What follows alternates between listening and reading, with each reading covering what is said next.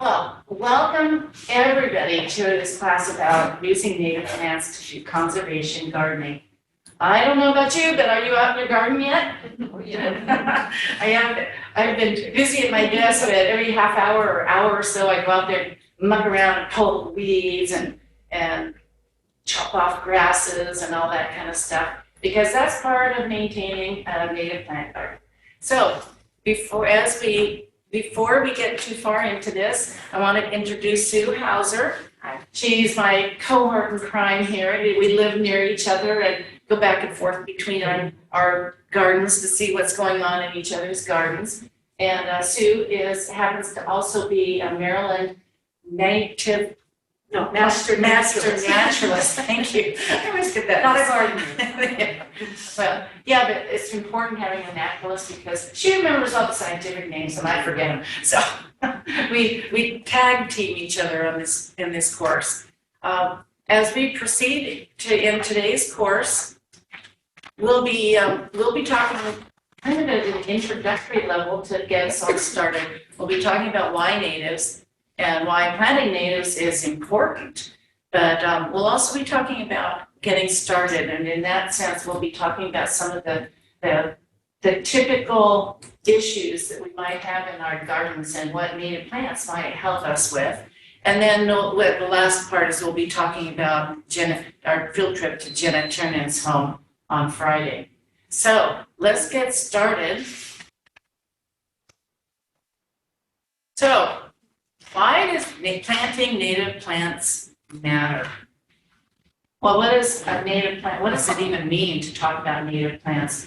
How many of you are using native plants in your garden right now? How many of you are consciously doing that?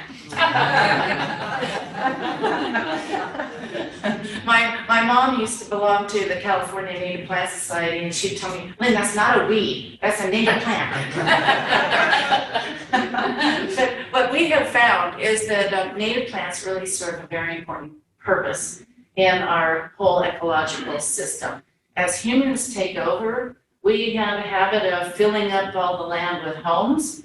And when we do that, it has a tremendously negative impact with the balance of nature in terms of plants providing the food for birds and butterflies and bees and everything that we need for crop production.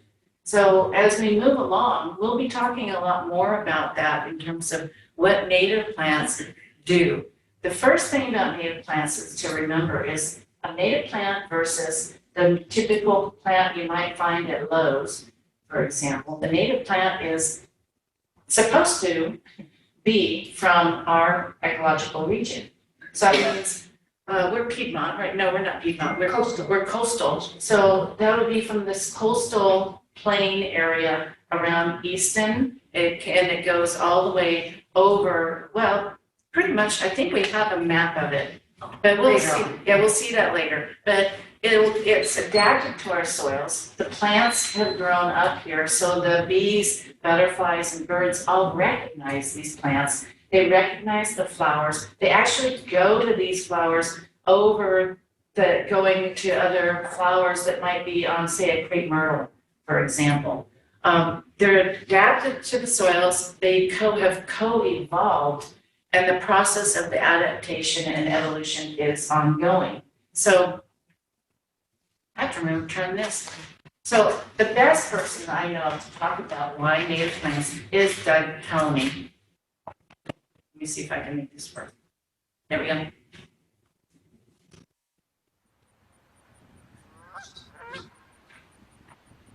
Animals. Absolutely every animal on this planet gets its food directly from plants. Gets its food either by eating a plant or by eating something else that ate the plant. And that's because plants are the only organisms that can capture the sun's energy and turn it into food. It's stuck. The most important group of animals that take energy from plants and pass it to other animals are the insects that eat plants. We'll call them insect herbivores. And most insect herbivores are only able to eat a particular group of plants. And we call that specialization. They can only eat the plants that they have co-evolved with, because plants defend themselves with nasty chemicals, and it takes long periods of time for insects to develop the physiological ability to digest those chemicals. When we create a meadow, we are in effect restoring an ancient food web. And this works best if we use the native plants that were originally part of that food web. We'd like to favor native plants because the insect herbivores that evolved where you want to put your meadow evolved in concert with those native plants. They have specialized on those native plants over many, many thousands of years, which have enabled those insects to eat them. Those same insects have no evolutionary exposure to plants that evolved in China or Europe. They won't be able to eat these plants. They won't be able to digest them. They won't even recognize them as food plants. So if you're creating a meadow, choose plants that are native to your area in the country. A good example of an insect that specializes on one group of plants because of that plant's chemistry is our friend the monarch butterfly. It eats milkweeds and nothing else because it's able to break down the nasty chemicals that are in milkweeds, but it's unable to digest any other type of plant. If we cut milkweeds down then, monarch larvae cannot crawl off and eat some other type of plant. So if we destroy the plants that these insect herbivores have specialized on, they will have nothing to eat and will be doomed to extinction. So stop and think about it. So many animals depend on insects for their food. All amphibians, for example, eat insects. So do many reptiles and rodents. And 96% of our terrestrial birds rear their young on insects.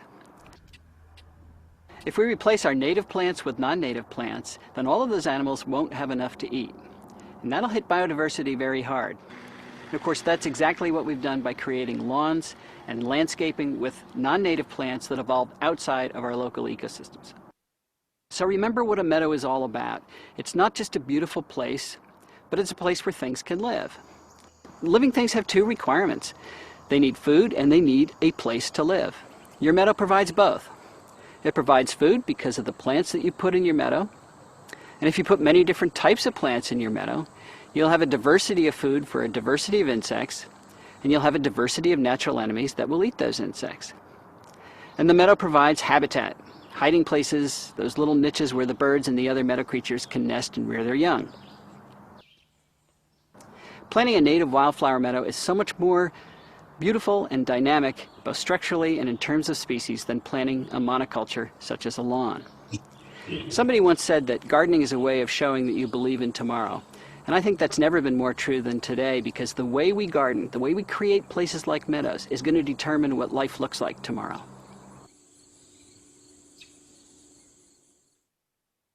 Any questions or observations? So to recap, why are native plants important? Somebody, Annabelle, I bet you're paying attention. Attracts insects. What? Attracts insects. Okay, attracts insects. So they have evolved with the insects and the plants have evolved side by side, so they are compatible. Can everyone hear? Ellen, can you hear? She's That's fine. Okay. A thumbs up is fine. So that was a good answer, that they co-evolved. Anyone else? What sticks in your mind about what Doug Ptolemy just said? So let's move on. Some of the answers here. The native flora and fauna developed complex and specialized relationships. Okay. Ellen, just let us know if you can't hear, okay? Oh, I can now. You can hear me? We can. Yep. Okay. All right, thanks. Please. Hello. Yes? Hey, Lynn, did you see my question? This is Sarah. Oh, so Justin's managing the chat. Okay. Okay. It says, can milkweed grow in a swampy area? Of course, yes, swamp milkweed in particular can. Good place. But milkweed in general, I think, is known for its its ability to adapt. But swamp milkweed really is pleasantly, happy with a swampy location. So for example, let's say you have that spot in between homes where it's a little bit lower and all the water is draining off the roofs and kind of it kind of mucks up your lawn. That's a great place to start with swamp milkweed, to start a rain garden, for example. But swamp milkweed are perfect in a rain garden. Sarah, don't worry about jumping in with a question. Okay, great. Thanks. Fine.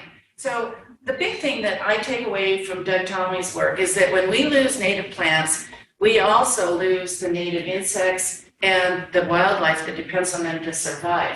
What I've been noticing in my yard is that the more native plants that I have developed in the backyard, despite the fact that it becomes a little bit of a jungle sometimes, the more nesting. Last summer, I counted 7 different species of birds nesting in my yard. And I don't get on the trees and look for caterpillars, but they must be there because many of those birds rely on caterpillars to further young.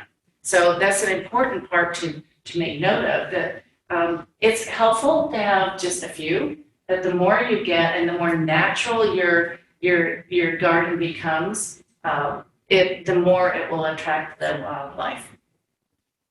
And here's an example of what happens when we don't attend to the idea of plant conservation landscaping. Of the 2,137 different plants found in North America, monarch caterpillars can only eat one. That's Asclepias. And Sarah, that's exactly what you're talking about. And they will eat any of the Asclepias. They particularly like the common milkweed, but you'll see a lot of them on that. But I find them all the time when I have the swamp milkweed in a grouping. But look at this, and this is frightening. Since 1976, the monarchs have declined by 96%.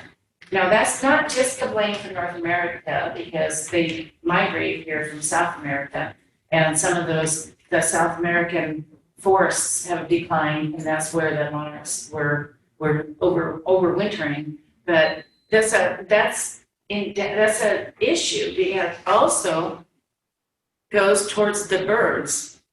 The birds need thousands of caterpillars to raise one clutch of chicks. But insects that feed on plants are the bedrock of our ecosystem. But you will see later how significantly birds have declined and whole species have been lost over the past couple of decades. So this is why backyard habitats matter. So with birds, since 1970, 1/3 of North American bird populations have declined, and backyard birds in particular rely on caterpillars. But what do? We put out those big feeders with nuts and seeds. So yeah, that'd be nice because you can't exactly fill a bird feeder with caterpillars very easily. They love mealworms, but those are horribly expensive. You can buy them by like 5-pound bags in Amazon though, and I've heard people doing that. I haven't tried that. Bees are another one where we've seen a 30% decline in this native bee species. So that's some of those bees that you grew up with are no longer in existence, let alone in your backyard. Butterflies, as we already noted, have declined by 90%. We can't ignore the Chesapeake Bay watershed. This is you know this. We talk about this all the time around here where we live. How important the bay is, that also all those streams and tributaries that feed into the bay. One of the problems that you run into is when home developments get too close to these streams. What happens? Well, they come in and they feed the lawns and they put insecticides on the lawns and do all that kind of stuff, and it washes into the bay, in which case then we end up with algae bloom and nutrient problems in the bay because it's not meant to have those in the bay. So in case you didn't know about this, the Chesapeake Bay watershed is the largest estuary in the United States and 3rd largest in the world. It covers 64,000 square miles. which includes parts of 6 different states. So Virginia, Maryland, Delaware, West Virginia, Pennsylvania, New York, and Washington, D.C. Has 11,684 miles of shoreline. That's more than the entire west coast of the United States. And it contains more than 100,000 rivers and streams. That's a lot of land and water that needs protection. May I just jump in with one little thing about the Chesapeake? Because it's so shallow compared to other large bodies of water, and it has such a large watershed, the ratio of runoff to volume in the bay is very high. So every little bit of chemical that trickles off your yard has a bigger effect than if you lived on, say, Lake Huron, just because the bay doesn't have that much water.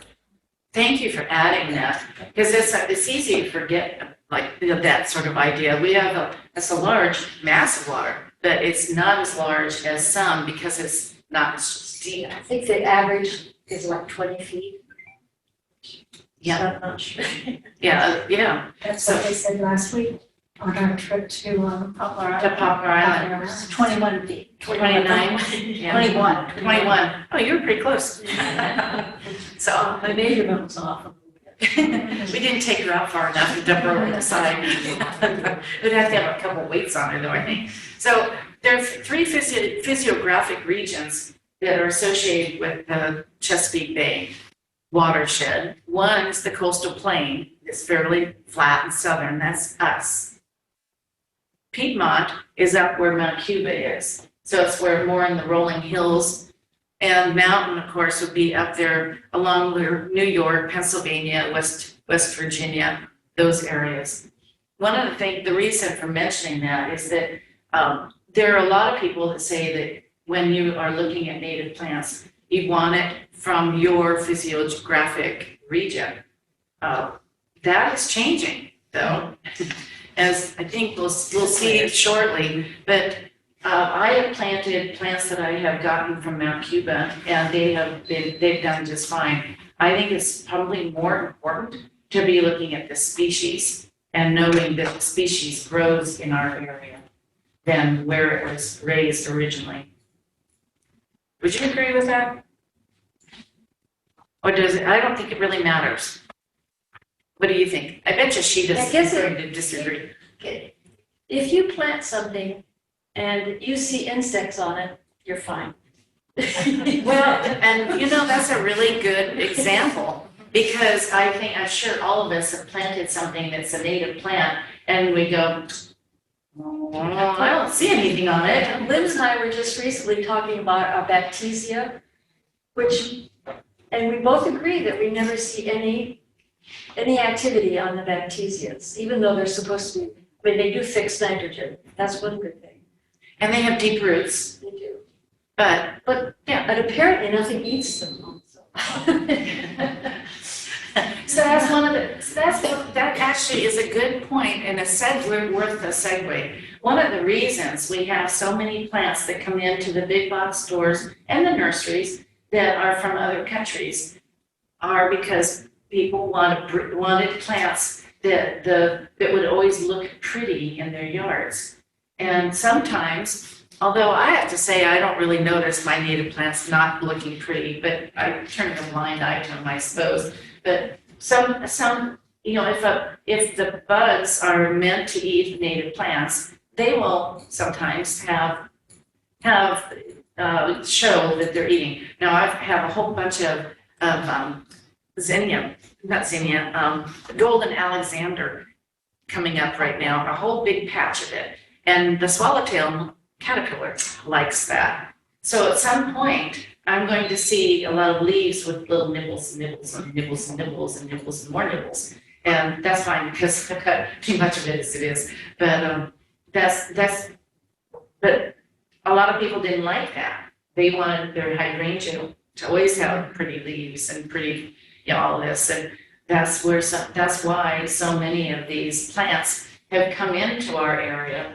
But the problem is they serve no purpose with regard to the bees and the bugs and the birds and everything else that really needs the plants. So native plants help us be better stewards of our bay. Now, one of the most obvious things is I've already talked about, and that is planting homes that reduces the natural habitat. And why is it that happens? Well, we pave roads, we plant grass, and in this part of the country, it's often a lot of grass. I remember when we first came out here and driving back and forth into Delaware through farmland, and you'd see one house, and I swear it was on 5 acres of grass. And I'm looking and go, they must spend a lot of time with their mower. But it's those of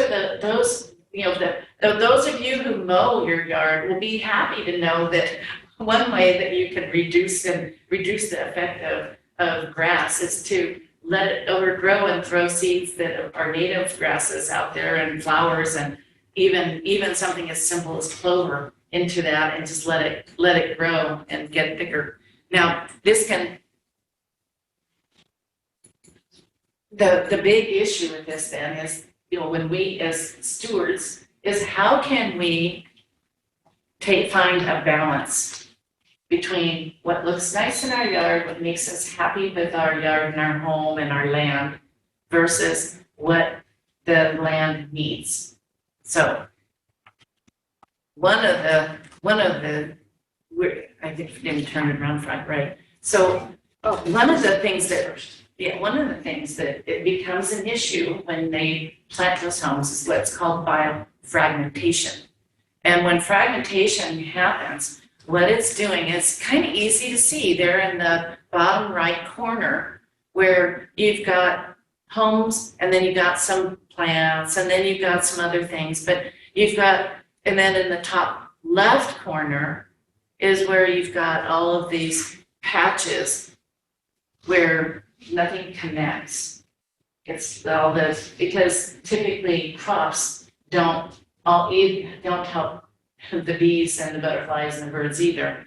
In fact, horse pastures used to be really good for the birds here in this area, but as horses declined and the pastures declined, all of a sudden we have no Bob Whites left in Talbot County because they needed the protection of early pasture growth to be able to help them hide from predators.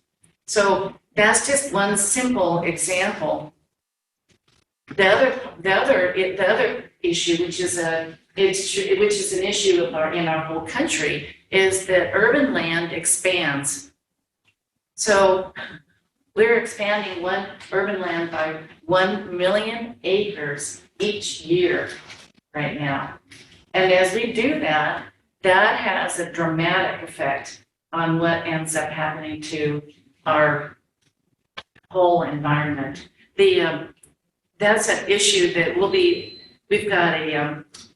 we have candidates for mayor who are running right now, and we've got candidates in Ward 3 that I'm going to be moderating tonight. And that's one of the issues is about growth and infill in town versus expanding beyond town and allowing that to happen.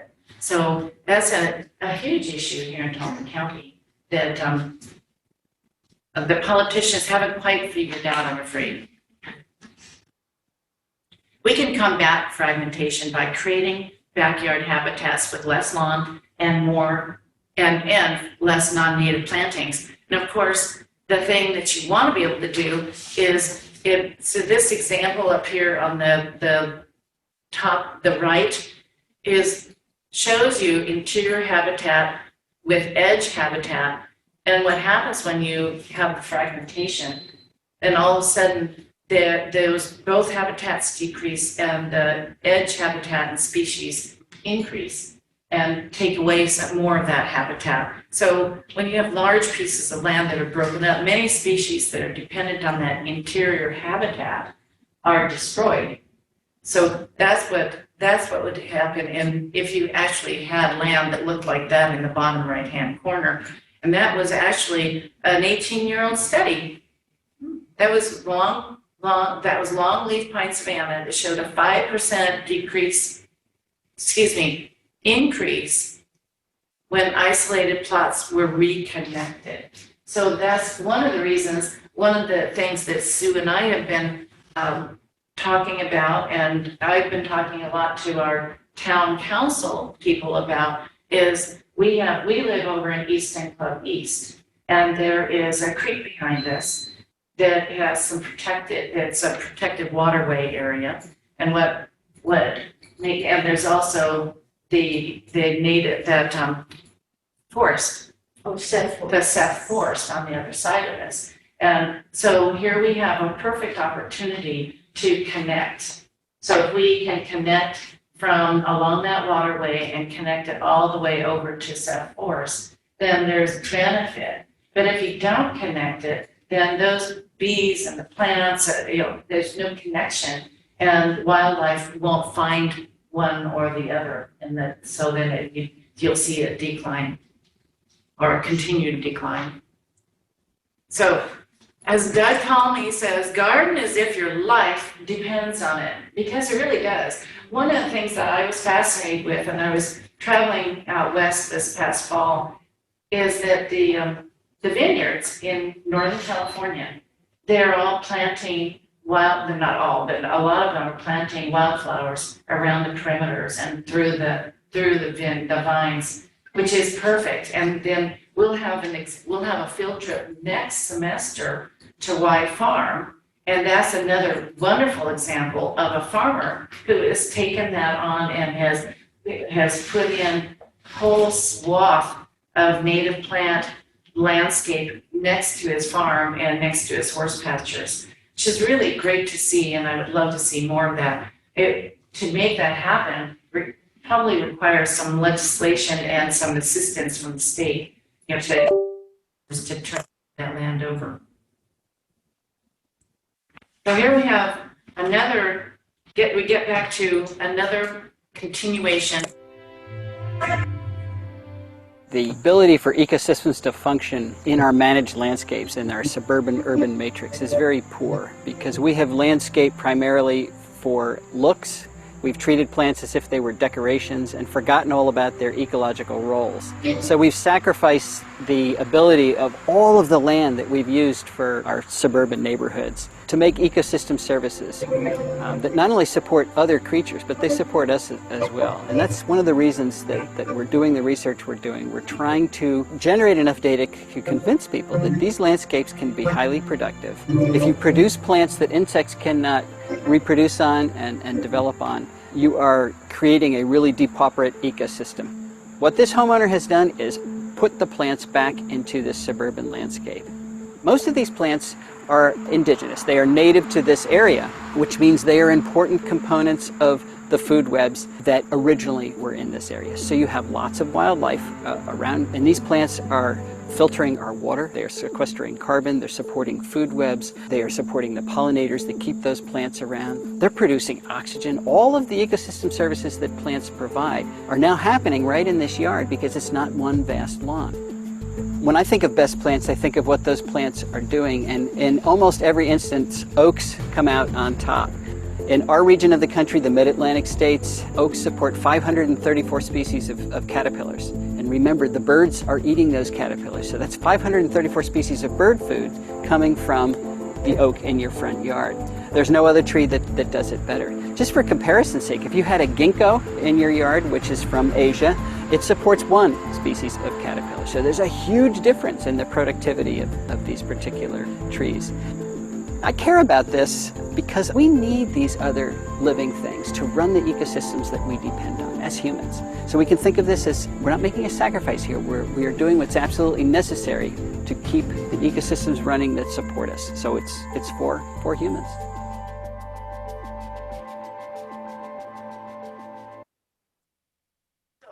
There are 8 essential elements of a conservation landscape.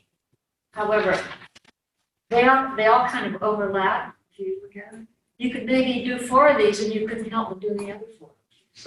So like create more beneficial space. You could do that by doing these other things, Well, and one of the things that you and I have both done is we have taken lawn out of our yards and we have added in, gone to all the effort of planting the native plants in those spaces instead.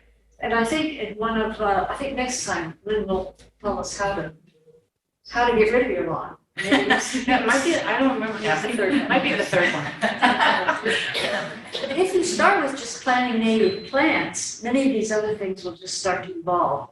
And since you all raised your hand when we said that you've done this before, you're well on your way. You just have to kind of think like a plant, and you'll be, or bee, or. Or B, yes. One of the things that picture reminds me of on this list is to remember to provide water Yes. for the bees and the birds.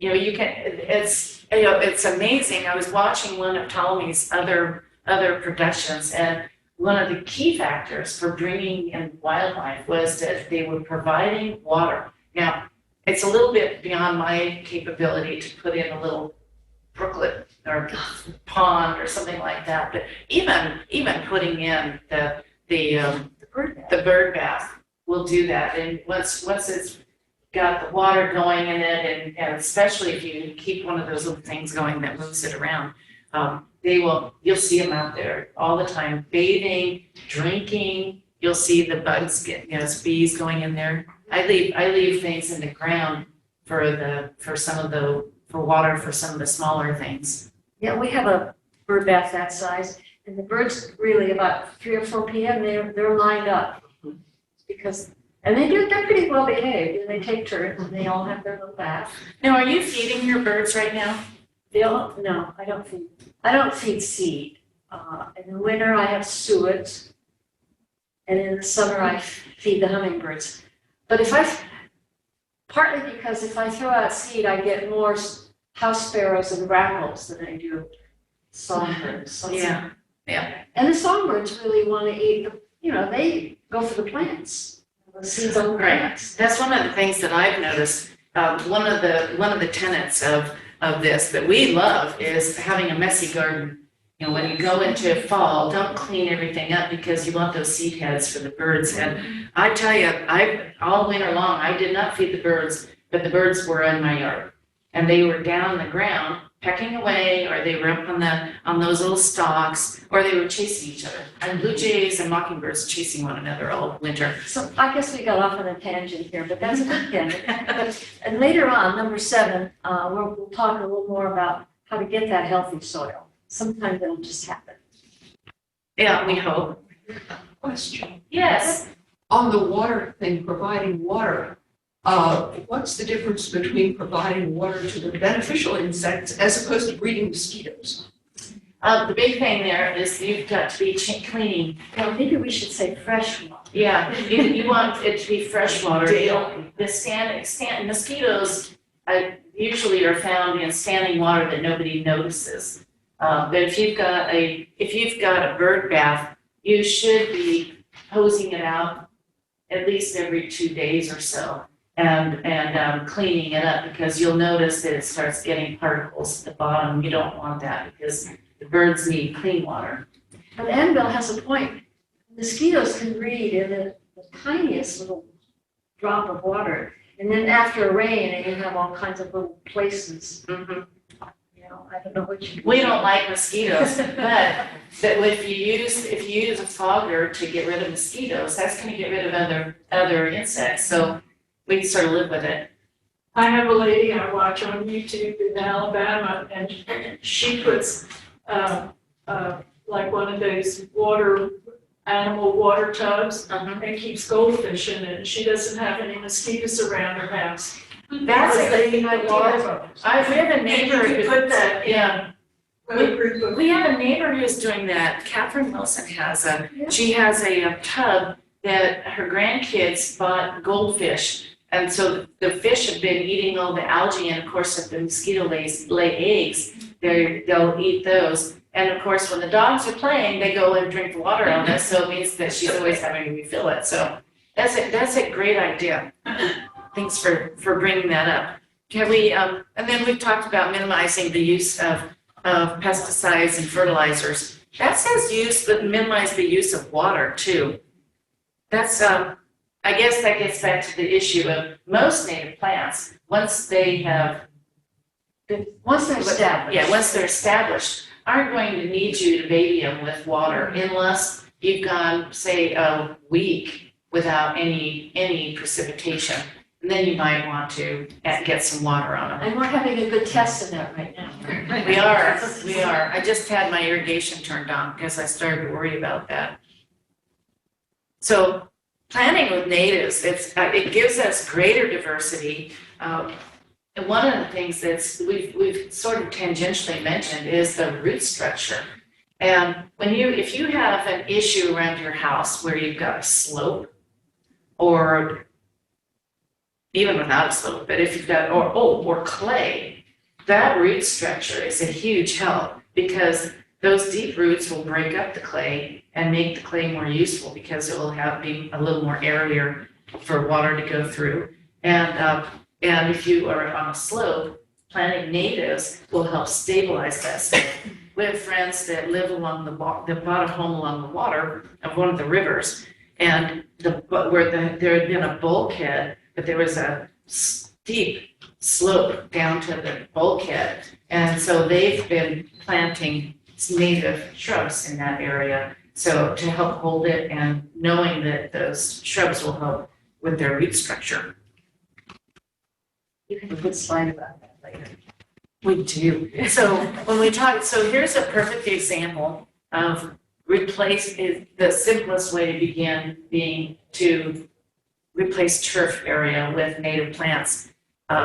This is over near where we live, and the whole idea of making the community beautiful and these little parks, but they typically don't have many native plantings in those because that was planted 20 years ago. Nobody was really thinking about that then, and they weren't concerned about it then.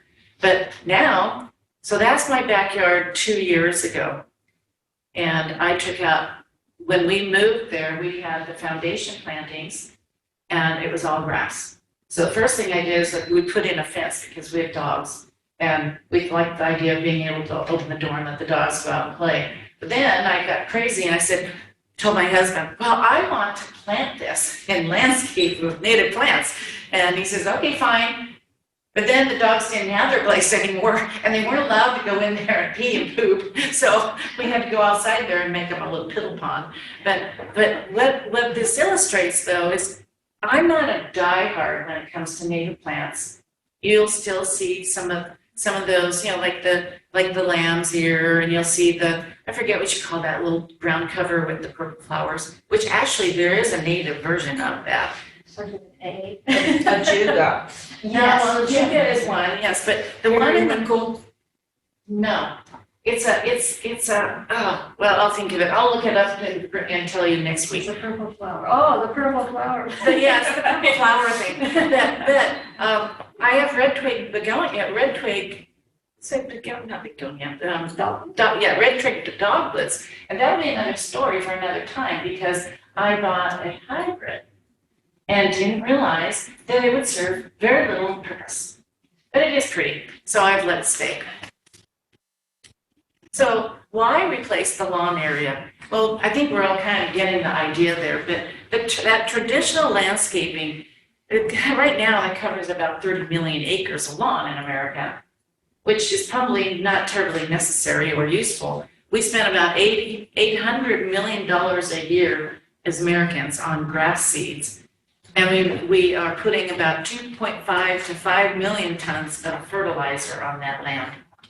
70 million tons, I have to look those facts up because they don't stay in my brain. 70 million tons of pesticides, 10,000 square feet of turf requiring 10,000 gallons of water in the summer season. That's a lot of water consumption. Now, if we were in California, that would not do at all, right? And if we are facing the kind of climate change that we are already seeing here on the Eastern Shore, water will become more of a priority. And that's where native plants really help because most of them don't require very much water at all. Then not to mention time. going out there and bugging your husband to mow the lawn, or mowing it yourself, or whatever, trimming, blowing, all that stuff that comes with maintaining a lawn. On the other hand, when you're talking about conservation landscaping, there's less maintenance overall, some seasonal upkeep, right? But in that case, the seasonal upkeep is really right now, because now is where now we're at the time when the bees are already out. They've already come out from the ground where they were hibernating. We've already got a lot of the plants are starting to shoot up. So now's the time to rake some of those leaves out of the beds if they are big leaves that won't decompose easily. It's time to trim back those empty stalks that have already been eaten up. I think I've gone through bags full of twigs from my garden as I've gone clipping through there. You can keep yourself busy for 2-3 weeks, just doing, because everything has to be done at once. Yes, but the fun part for me is every day I go out there and I wander around through that garden and I see something, oh look, I want to call them, you can come over and see this plant. I'm not sure exactly what it is. One of the problems you run into is, and we'll talk about this later a little bit more in depth, but as a gardener, I did a lot of planning when I first did my garden. I wanted waves of color, and I knew what would be blooming at certain different times and all this. But native plants have a habit of telling you what they want. And they hibernate, or not hibernate, they, They move around in the garden, and they don't just stay where you left them. That's the other good reason for leaving these little stalks up there, because then you can find them again. But I go through and I'm going, wait a minute, is that what I think? That looks a little bit like, no, I guess I better leave it. And then I decide, well, I guess I'll leave it until I can see better what it is, because some of the leaves look so much alike that you can really have a problem if you start cutting back too much as you go. But the environmental quality of the conservation garden by now, I think, is probably clear to all of you, or you wouldn't be planting some of the native plants that you are planting. The sustainability, the cost savings over time, I'm still waiting for that cost savings. Because, here's what happens. I go, well, I think we should expand over here too. And then I go, hello, Adkins, I need to place an order. So I must be their best customer by now. So this is that slide that you like so much. My second favorite slide. Oh, okay, your second favorite slide. Tell us why you like this so much. Well, I don't know, I just like to see that the plant, as I'll emphasize later, a good plant is at least half of it is underground. And so these other things aren't real plants. They're just, I don't know what they are. Now, I'm getting rid of my daylilies. Remember, I was trying to remember what to call them. They got That's huge. what they were. Yeah, that's what I was talking about.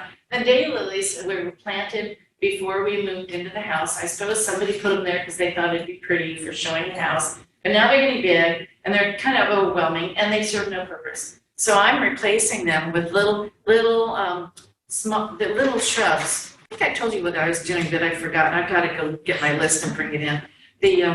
Those little shrubs are native shrubs that will be perfect. They'll have white flowers in the spring, and then they will have berries in the late summer and fall. And then they have that beautiful foliage that turns on those pretty colors. So these roots explain part of the durability of native plants, because they established is the magic word here. Once they are established, they have deep, deep roots, and they can survive many of the conditions that will wipe out your non-natives.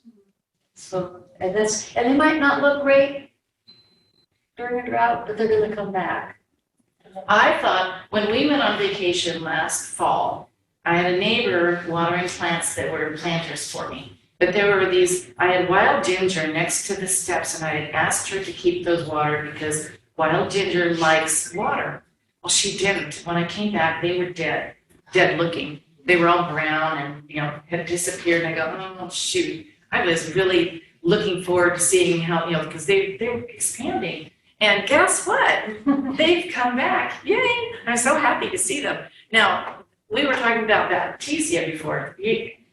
Raise your hand if you know what Baptisia is. False indigo? False indigo? It's sort of a pea plant looking thing. Yeah, I like them because I like the shape of some of their leaves, and there are a lot of different varieties. But I was attracted to the place down in St. Michael's has a great big one out alongside their building, and I fell in love with it. So I planted those, but I wasn't very wise in where I planted a couple of them, and they got too close together, and I had the guys help me dig them out. Well, guess what? At least one of them is already coming back. So they're telling me they'd rather be there, I guess.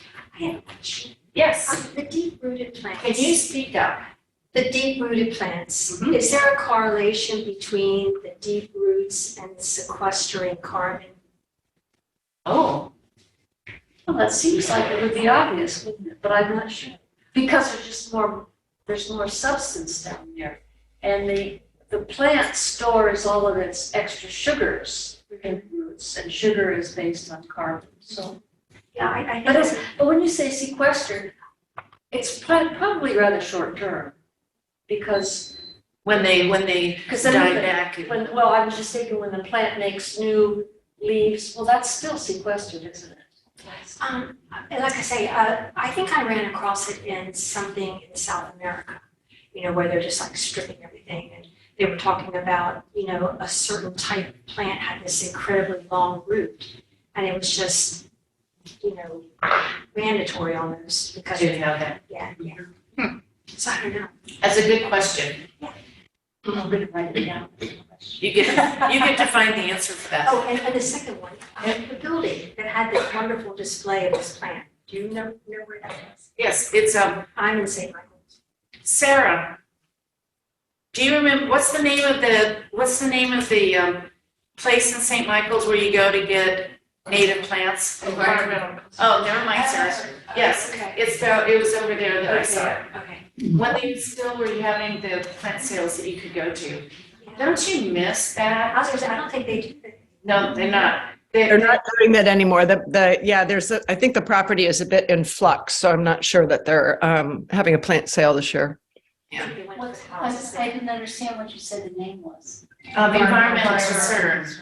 Oh. And so they used to always have a plant sale under the trees, and you could go and, just like Atkins did, and you could go pick out your plants. But I think all of them during the pandemic discovered it was a lot easier on the staff to do it by mail, doing it ordering online and then coming in. It's just that gardeners, we all like to see the plant and pick the plant, and this is healthier than that one or whatever. Atkins Arboretum still does That's what. native plant sales. Oh yeah, this online though. Yeah, they just finished the online sale. That's the problem. A lot of the nurseries advertise native, but if you look at native, most of what they have, like say for instance, That's what we're like gonna our suits yeah, and we're gonna be- subspecies. that We're gonna be raise- talking about that in just a little while. Yeah. Okay. That's today.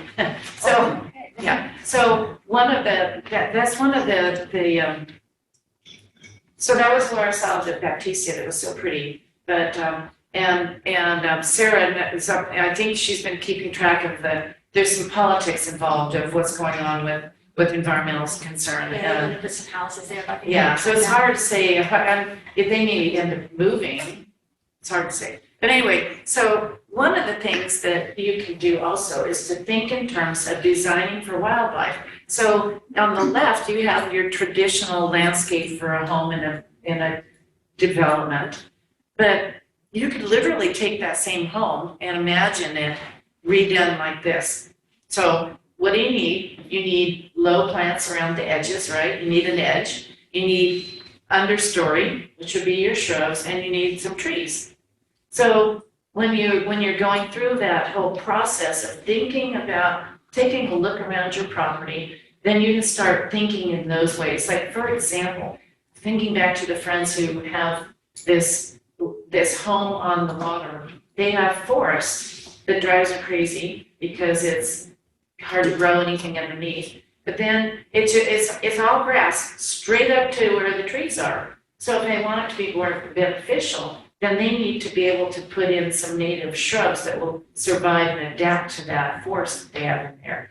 So, and then everything all falls into place when you do that.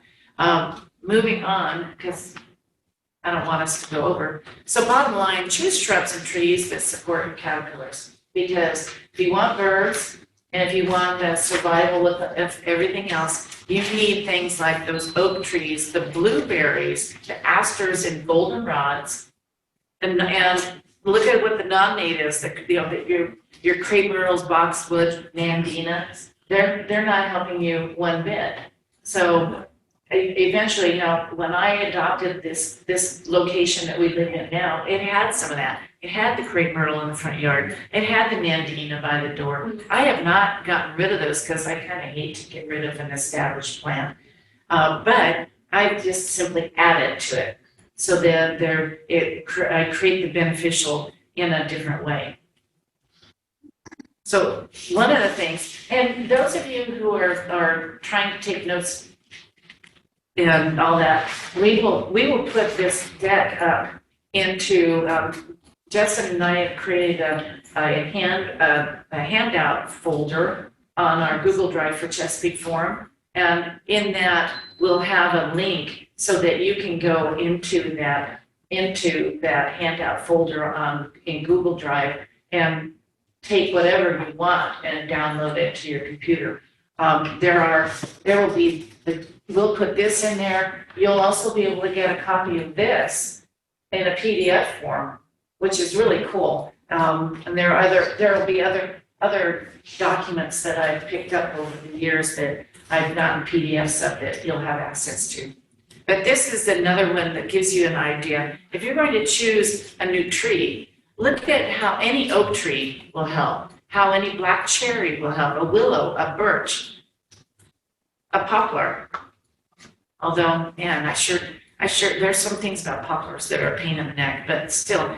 And the birches, every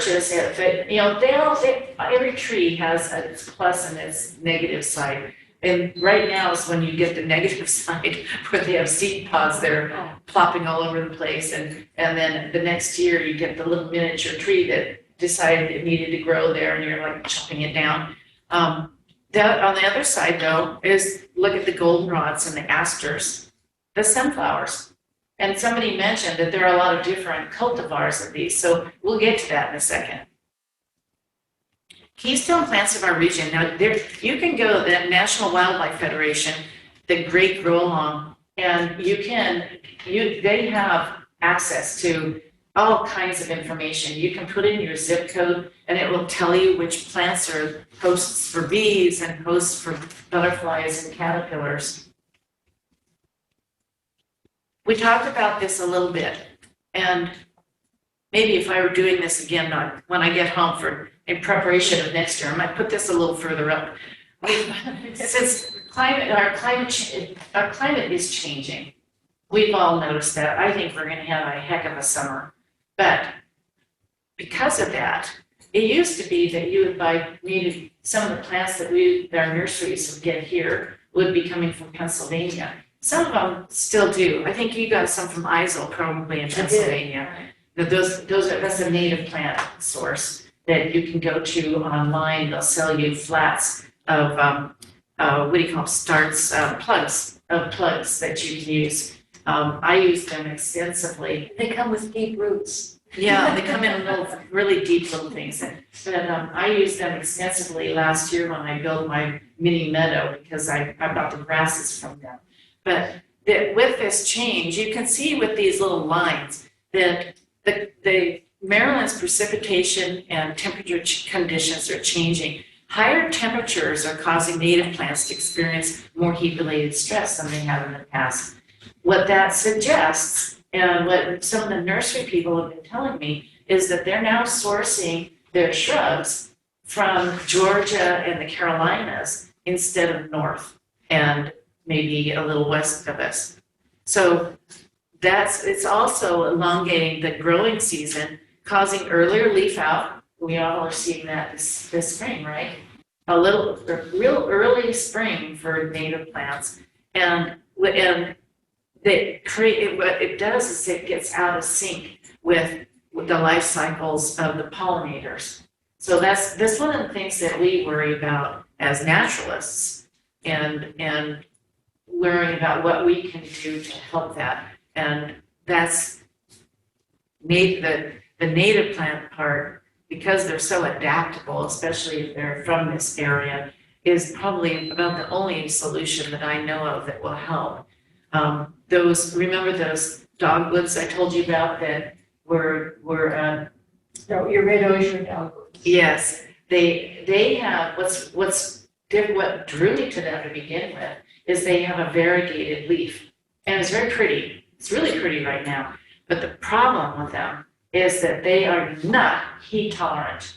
So when we get to the end of summer, they start dropping their leaves. The leaves start curling up. They get dry and brittle and brownish, whereas the straight species would not be. So that's why it becomes so important to select species that are for our location. And we'll talk here in a second about which kinds of plants, the right plant, the right place, how's that we all as gardeners know that, right? You're not gonna plant something that wants to be in the sun in a shady spot, or something that wants to be in dry soil, in wet soil. But some of them will adapt, but not always. And it's a good idea to be checking on that. As always, you want to evaluate your property. So what are the rules, Sue? Oh, all those? Well, sun. Where does your house get the most sun? As my backyard has grown with the natives that we've put in, there's more shade. So now I have to think about more shade tolerant perennials when I plant the perennials. And so many of these things, now you could change the moisture by watering a lot. You can't change it if you have too much water unless you build a drain. But some of these things, you can't really change them, so don't try. Right, the soil pH, you can make a change for the soil pH in your lawn a lot easier than you can, because your lawn's going down 2 inches. But when you've got native plants that are going down 2 feet, they're either where they want to be or they're not going to be. There are lots of resources to go to. If you download this PowerPoint, you'll see the different resources in the appendix, and there's a ton of them. They might not be links because of the format they're in, but you can copy and paste them into your browser and get to them. This is a really handy resource. There's a PDF of this that'll be on the handout Don't try to read that. folder. Yeah, you'll go blind. But this is the landscaping for native plants for Maryland Native Plant Society. This is Xerces. Is that how you say that? Yeah, Xerces. Xerces. Yeah. So, and they have a fountain of information, because they'll have in there what the bloom time is, the flower color, the height, how much sun it wants, how much moisture it wants, if anything, and then they'll put little notes in there. So I use it mostly for, I have been using it mostly for herbaceous perennials, because after I did the plantings with shrubs, I focused more on the perennials. Now I'm going away from the perennials, and I'm going, they guys are just too much work. I'm getting more shrubs. So these same sources will have information about the shrubs. Now this is this source that we have, and let me see if you can, there, you can see it now on the camera for Zoom. But this one, there's, you'll have a PDF version in the handout section for this. Another good thing about this, other than the individual descriptions, is it has categories in the back. So if you know what environment you're looking for, it'll give you a bunch of plants that work in that environment. Oh, like wet or boggy, or dry, sunny, shade, things like that. Deer resistant, I'm not sure that's. I know. I always hope when I see something that says deer resistant that it's also not going to be favored by the rabbits. No, rabbit resistant. And the only way I know to not have any fear of rabbits is to just have a backyard so full of native plants that if they eat one, you're not going to even notice.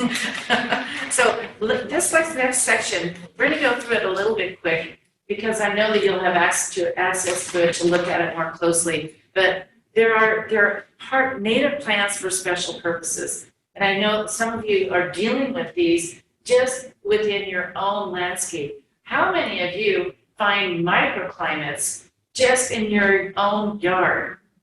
I have at least 3 different microclimates where it's where it's always cool, and another spot where it's always hot and sunny, and then another area that is warm.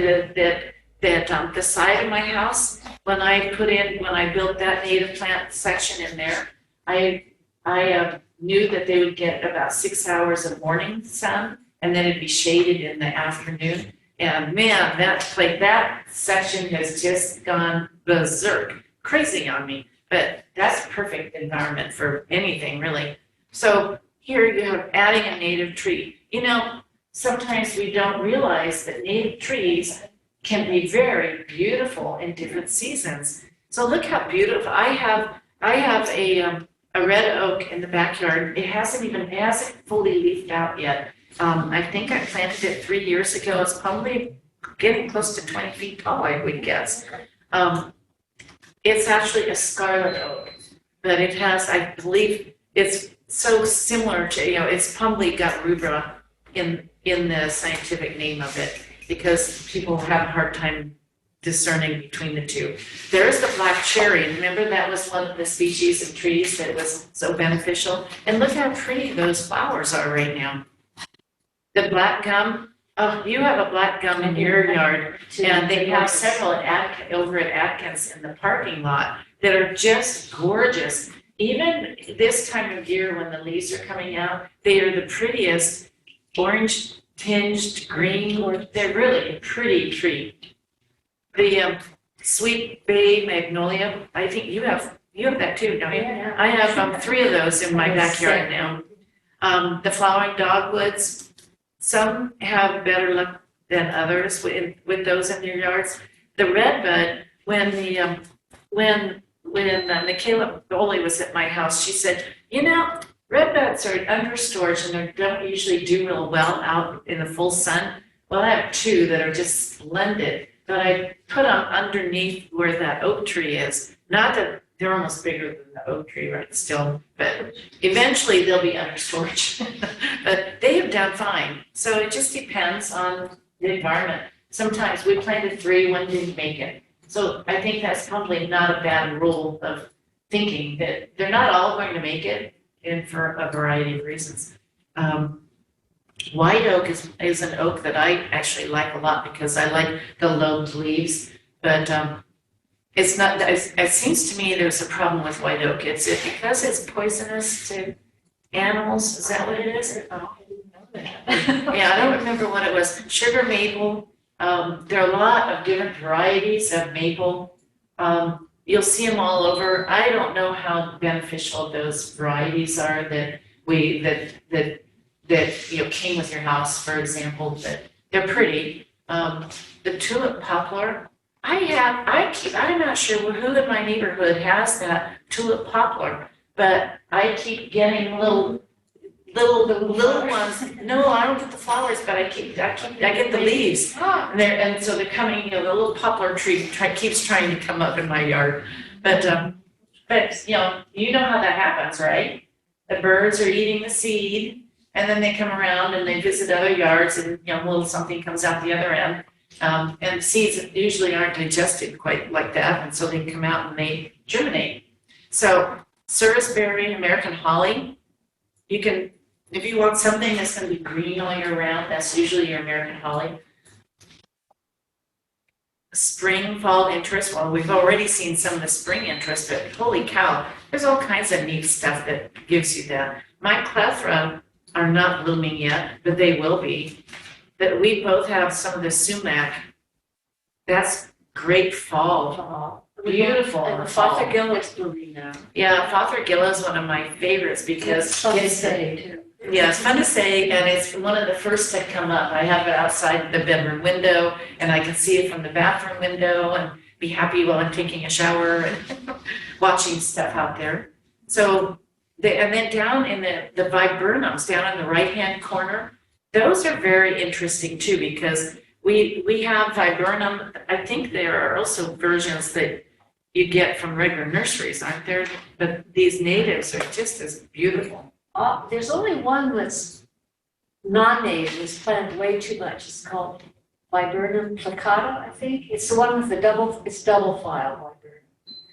And people like it because it grows a nice flat leaf with a nice flat flower. Is the native the dentated? That's native. That's the native.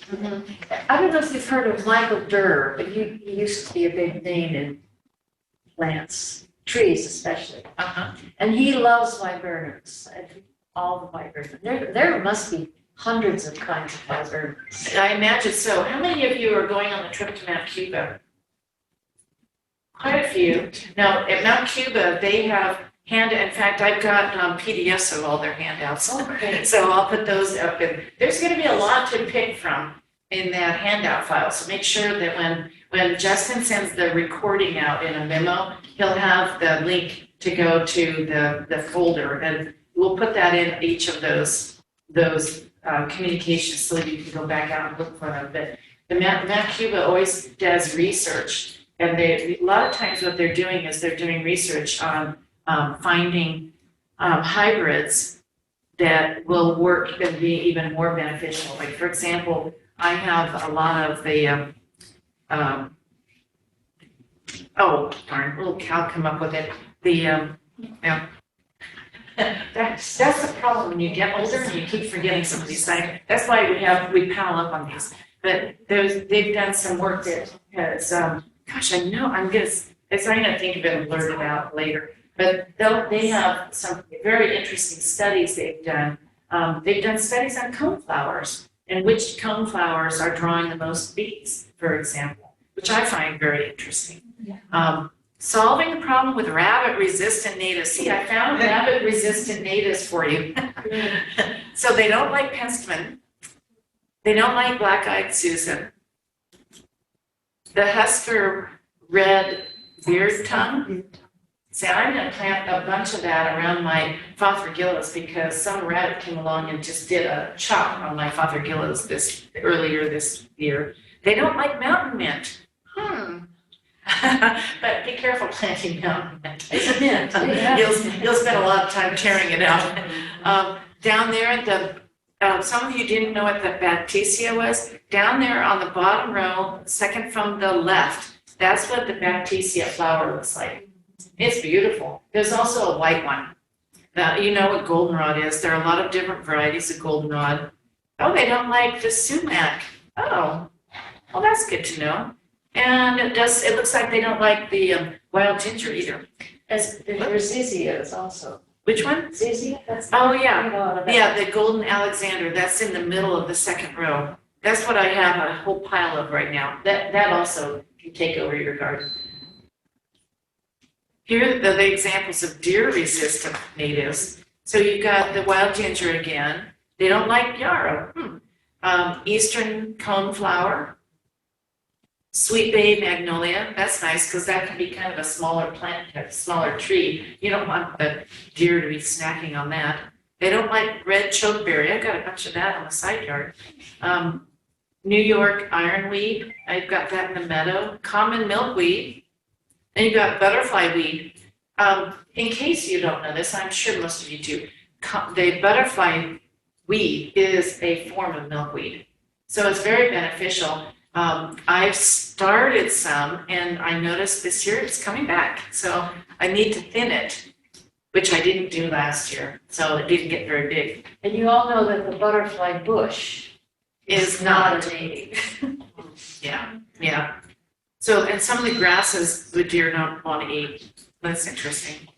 I would have thought they'd be herbivores. Clay soil. You've got my big yuck there. We have lots of clay soil. In fact, we live right, our backyard faces a pasture. And I think my husband thinks that he has pretty much moved all our clay into that pasture over time. And the farmer comes along and he turns it all under and plants something. But we have a ton. What happens in a lot of these developments is they originally had nice topsoil and they shave it all off and sell it to the landscapers. And then what you're left with is nothing but pukey clay to deal with.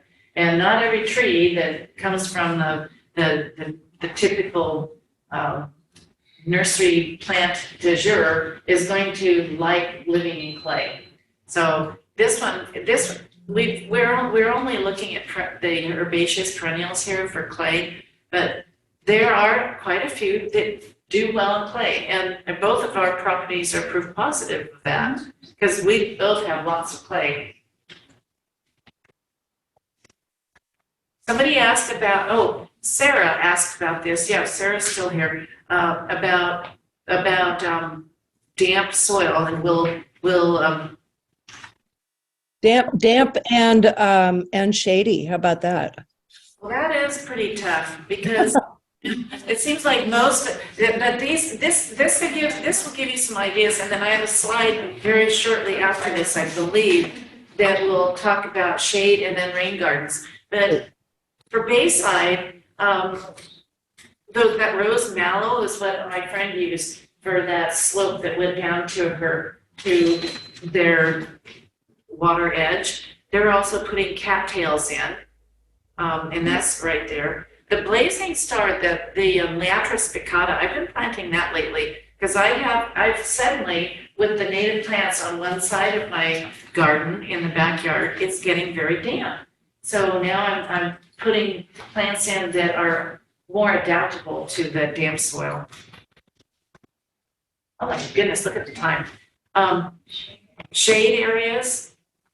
So Sarah, these are some of the things that you can grow in your shade. Let's look for overlaps. Yeah, if you want something that takes over, plants on that mountain mint, I happen to think it's very pretty. It actually mixes really well with some of the butterfly types of plants. So if I put, do you think the swamp milkweed would work in the in the wet, shady area, along with some? I really like to get. I would try it.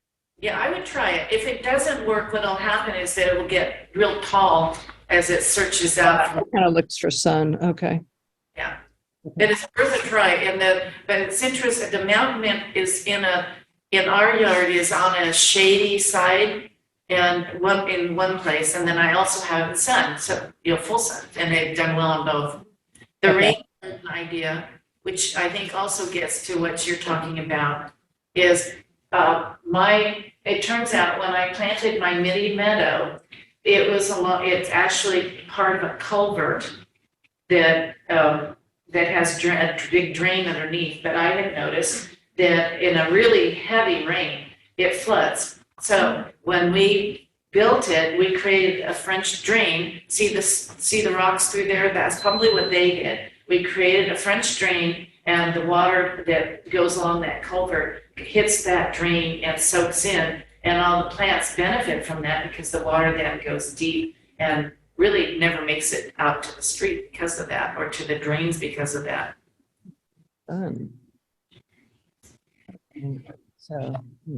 So these native rain gardens, most of them, to Sarah's point, really, really prefer sun. But I have actually done a lot with, so your swamp milkweed is included here, Sarah, for the rain garden. I see. Thank you. Yeah. And then you've got the arrowwood viburnum down there, which is also a really nice shrub you can put in. They also the butterfly milkweed. I think agilla will grow in the shade. Which one? On the bottom right red flower. Oh, the red columbine. I think See, I know the normal terminology. She knows the scientific. We're good. Oh, that would be great. Yeah. I think they like shade. And our sumac likes it too. Yeah, true. And sumac will do okay in shade too. So the first time I taught this class, one of the ladies wanted to know what she could put in containers on her deck. Man, I tell you, there are a lot of plants that you can put in containers. I actually lean towards the hucheras because there's so many beautiful ones that you can buy now. And And they can look so pretty in a nice arrangement in a container. What was that again? These, see up at the top, the first picture to the right, and those are the orangish leafed plant, that's a hoochera. And there are some that like sun and there's some that like shade, so you just have to pay attention to the label. So urban container gardens will draw birds and bees too. So if you have a small area, you can do a lot with that as well. So native versus cultivar. I wanted to get to that, and with this, I may need a little bit of your help because there's a lot of science involved with this.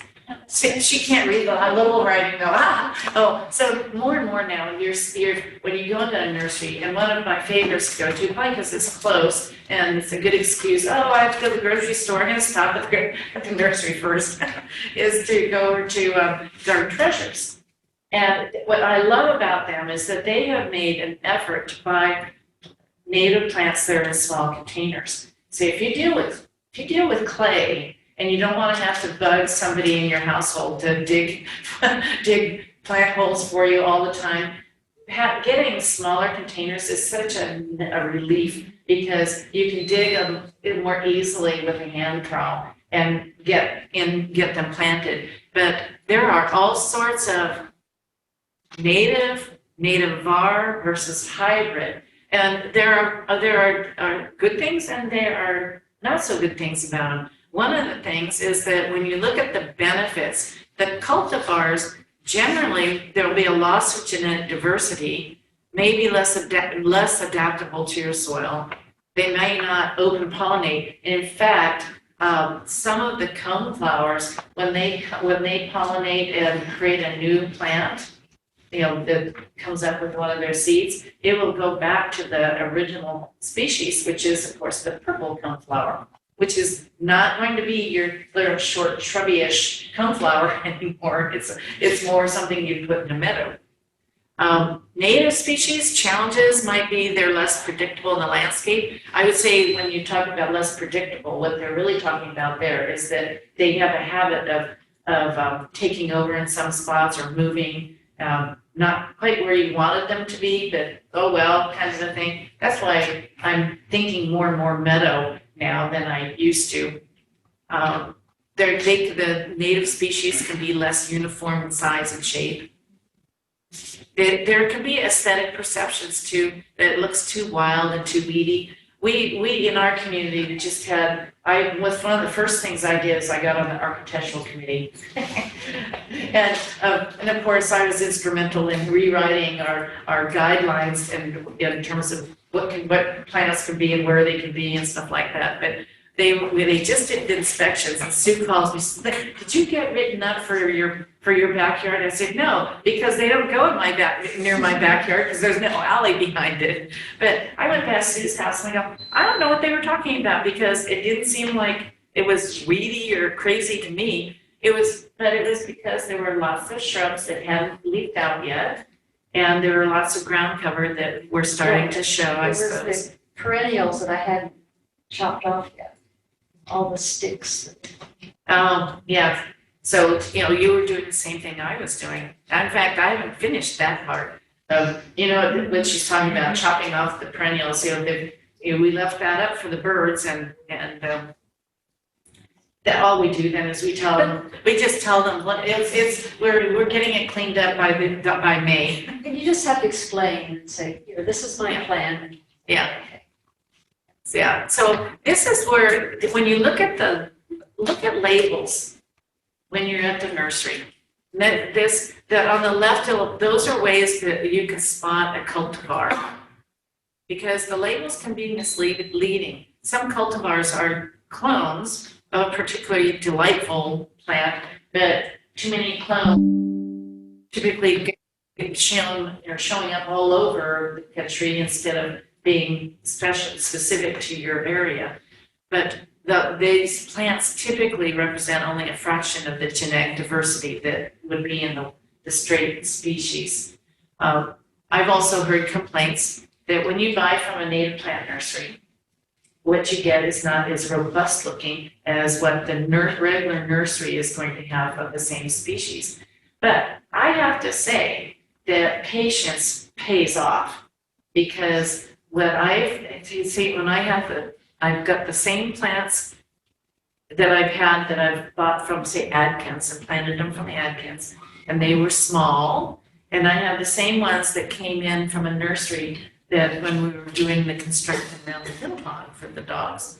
And the ones from the piddle pond, they're now thriving, but they required a lot of attention for the first couple of years, because their roots took longer to really get down deep than the ones from Adkins. So I'm a big fan of buying from a native plant source. Now, their plants are not all from their nursery. They bring in, but when they bring in plants, they're coming in from nurseries that are specific to make for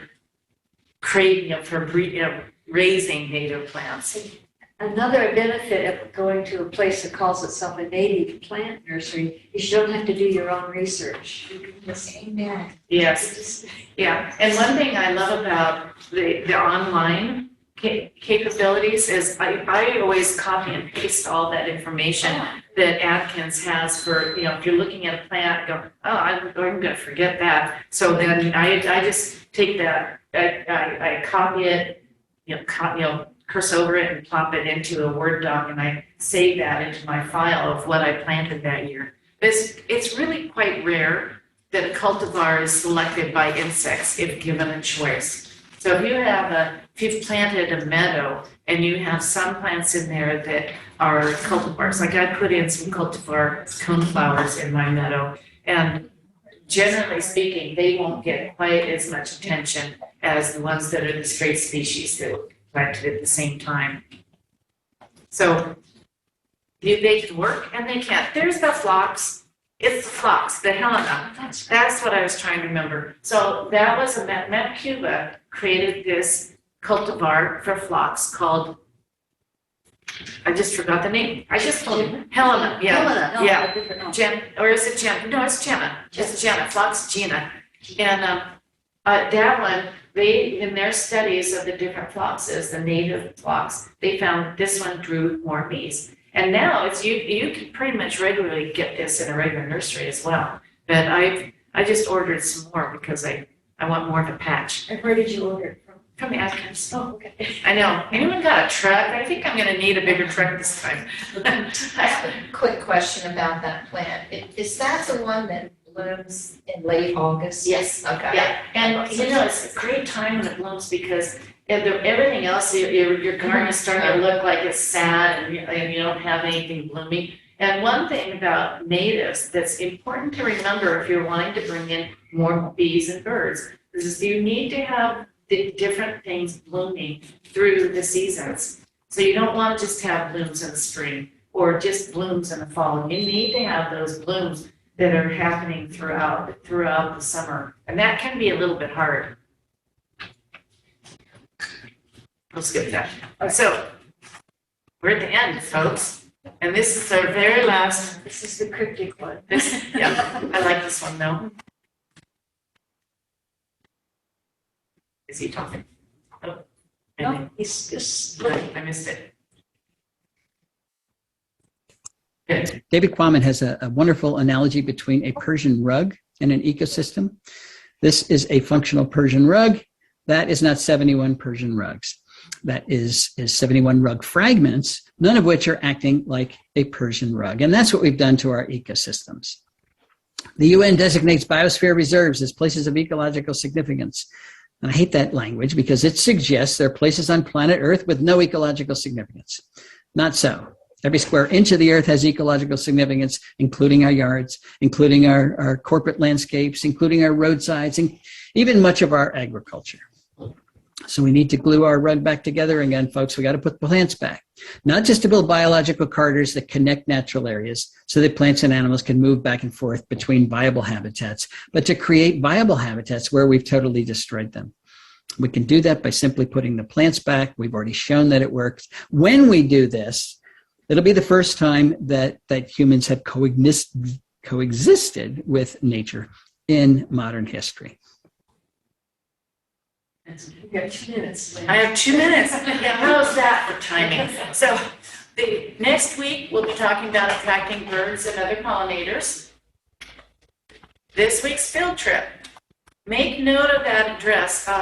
We'll put this address in the note that goes out with your reminder. So that's why you need to sign up. Make sure you get the reminder. Jenna Tiernan's home is at 226 South Washington Street.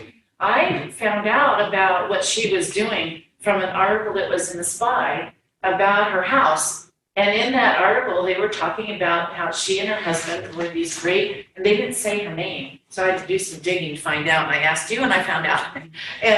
They talked about the conservation landscaping project that they had done all around their home. And I can hardly wait to get my hands on her and find out exactly what her thoughts were, how they came up with the design, how things have changed since they installed it originally, all those questions, because one of the things that we all know as we really get into native plants is that your life will never be the same again. You're always going to be looking at how that changed and, I think I want more of this over there, and your husband's going to be hiding from you all the time. But because we have such a large group, we have split the group into 2 sessions for the field trips coming up, a 9 o'clock session and a 10 o'clock session. This is how I split them up. I split them up simply by the way they showed up as when in your course roster. So some of you will be at 9 o'clock and some of you will be at 10 o'clock. Which one will I be if I sign up late? Probably the 10 o'clock. So that's it for class today. I want to show you, I've got some books up here that you might want to try and find. One is Bringing Nature Home, which is a Doug Talmy book. His latest book is Nature's Best Hope, which is another one that's really an interesting book. I don't know if you guys could see this one. I was putting it towards the camera. Another one that I use quite a bit is from National Wildlife Federation. That's who certified my backyard. This one is about attracting birds, butterflies, and other wildlife. It's very, very simple and easy to go through and find some of the plants. There you go for those of you at home. And then the last one that I use I don't use it so much as a reference anymore as much as I do to go through and get some ideas. But this one also gives you a lot of information about the different plants. This is Chesapeake Gardening and Landscaping, the Essential Green Guide. I found this one at Adkins. In fact, that's where I find most of my books. There you go. So these books aren't online in the handouts, but this one, you're welcome to take a peek at and see if it's something that you might want to order from maybe Amazon or Barnes and Noble. Or another plug for Adkins. Usually you can get these there too. Yeah. Yeah. And then, of course, the native plant book, you'll have a PDF in our folder. And this one, I can't tell you how much I've used this one. Because, just look at the way they laid it out. So it gives you all the information you might want to look for. And where did you get that if we want to have a paper copy? I think you can get it at Atkins. Okay. Yeah. I'm pretty sure they have it there. Maybe I should call them and tell them to expect. Yes. Yeah. But that's a fun trip it's a nice little trip to make when you're heading out there to pick up your plants. And this coming Saturday is Earth Day. There will be activities at Atkins. Oh, well, that's good to know. So you're a docent out there, right? No. But on Saturday, I will be helping people make mud balls with seeds in them. So come by and say hi. Yeah. So make note of your field trip time. Justin, it might be a good idea if we included this in the memo. It's in I'll send you the course roster and you can just probably add it all in. So make sure you know what time you're going there, and the address. And I look forward to seeing you on Friday. So bring questions. we can spend as much time as we want doing answering questions. Between the two of us, we should be able to answer them. We've been doing this a long time now. We'll So, make up something. yeah, or we'll make up an answer. There you go. So, thank you very much, everybody, and enjoy being out in the gardens.